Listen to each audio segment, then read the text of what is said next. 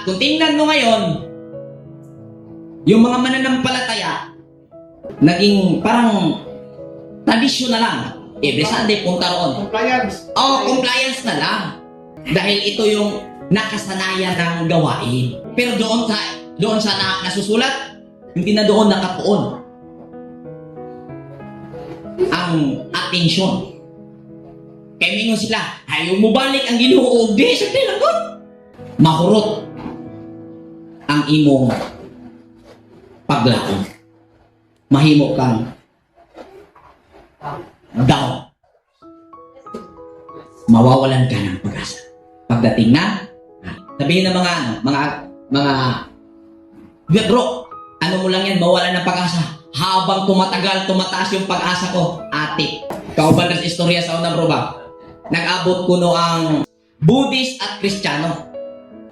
Sabi ng Buddhist, kung totoo yung Panginoon mo, sabay tayong bababa dito sa kampanaryo.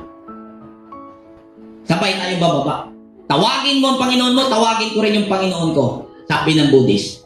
Ngayon, concentrate na, nanalangin yung Buddhist, nanalangin ang Kristiyano. Sabay, itinulak sila ng kanilang mga kasama para mapakita kung sino yung makapangyarihan na kanilang sinasamba. Nung pababa na sila, sabi ng Buddhist, na nanalangin yung Buddhist, hindi narinig ng Kristiyano, nakakonsentrate lang.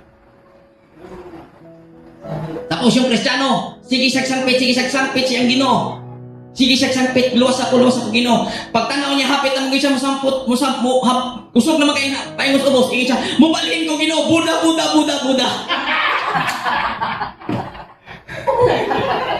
Balhin siya, nabalhin ko, Buddha. Wah, pag ito bagay Ginoo. Sige sagsangpit, Ginoong si Kristo, luwas ako. Sige sagsangpit. Pagsangpit niya, pag tulod, tanaw niya, kusog namang handos niya, ang Buddhist, si Muhammad yun, tingting, nag-anak raman. Concentrate mo kayo, di matong hadlok mamatay. Sus! Tanaw niya, patay ko ani, balhin ko siya, balhin ko Ginoo, Buddha. Yan po ang mangyayari sa kakahintay mo sa isang kaunawaan na walang clarity. Confident ka sa iyong paniniwala ngayon pero walang clarity. Daghan kay magdahom. Ingon pas Bisaya, sa katapusan mga adlaw daghan mo tawag nako, Panginoon. Marami ang tatawag sa akin, Panginoon. Isasagot ko sa kanila, hindi ko kayo kilala. Depart from me, ye violators of the law. At ang law ay ang law sa mundo. Ang kanang gitawag og law of karma.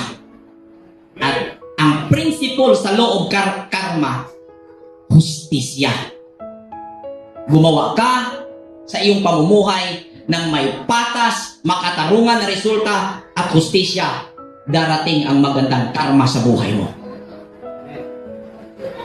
So yan po ang mga kahulugan sa mga anak sa pangalan ni anak ni Kos.